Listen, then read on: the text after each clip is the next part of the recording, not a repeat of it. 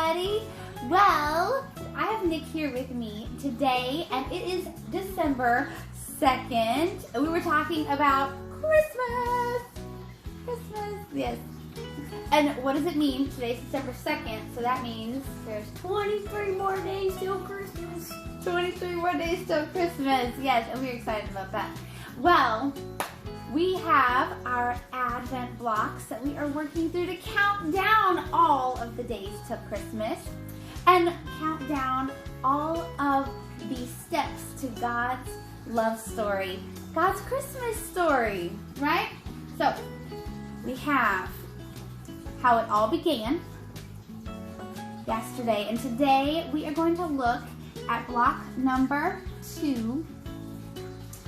Can you hold block number 2 up so we can see? Show it to our friends. There we go. Block number 2. And that's good. You can put it back now. Just put it down right here. Just put it right here. Okay. There we go. And we'll put the star on top of it. Can you put the star on top of it?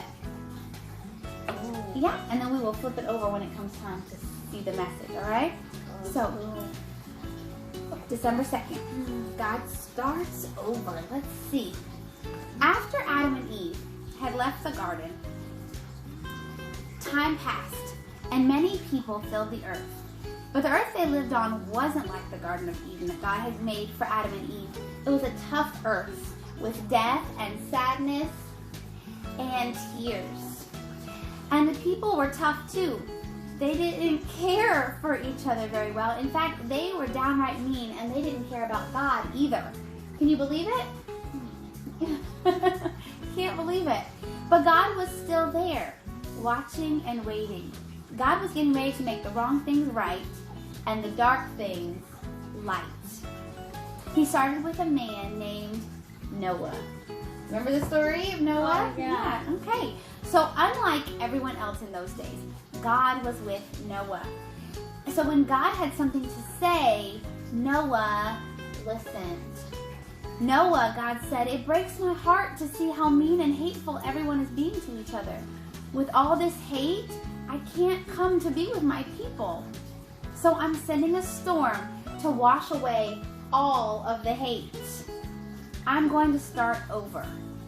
It's not going to be easy, but if you listen to what I say, I'll be with you, and you'll be okay." Well, this was the plan. God told Noah to build a really, really big boat. Except he didn't call it a boat. What did he call it? The ark. The ark. Noah didn't know anything about building boats, which could have been a big problem. That could have been a problem. But do you think God just made him figure it out himself? No. God told him exactly what he needed to do. And Noah trusted God. God told Noah to put his family on the ark. And then God sent Noah all of the animals on the ark too. How did he send the animals? Do you remember? He's like, "Hey, animals, go." No, I don't think he And did. to the big ship that Noah made.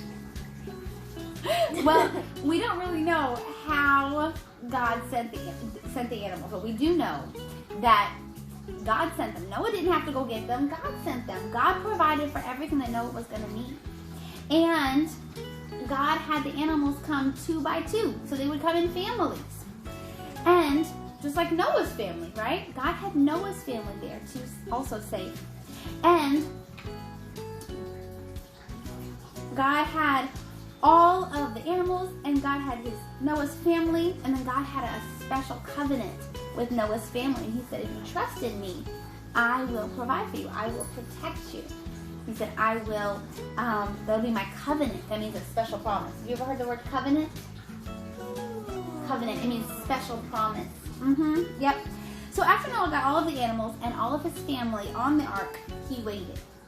And he waited. And he waited. And he began to wonder, did he hear God right? The sun was shining. All of Noah's neighbors were all, that was the clock. And all of Noah's neighbors were all doing their jobs just like normal. But one day, the sky got dark. And God shut the big door to the ark. Can you put your hands together really loud, like you just shut the big door. Did Noah shut the door? No. God shut the door. And that was the important part. And God opened up the heavens and made it start raining, and just raining and raining and raining. Rain came pouring down like no one had ever seen before. It came out of the ground too. In a flash, water was everywhere, and there was no time for anyone else to build an ark or a boat or even a little raft. The whole world was flooded. And it rained, and it rained, and it rained, and it rained, and it rained some more. Noah and his family were on the ark. You think they were scared? I think they were scared a little bit. I think maybe lonely. But they were confident because God gave them braveness.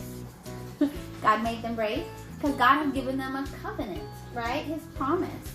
So even though they felt lonely, Noah and his family weren't alone. God was with them.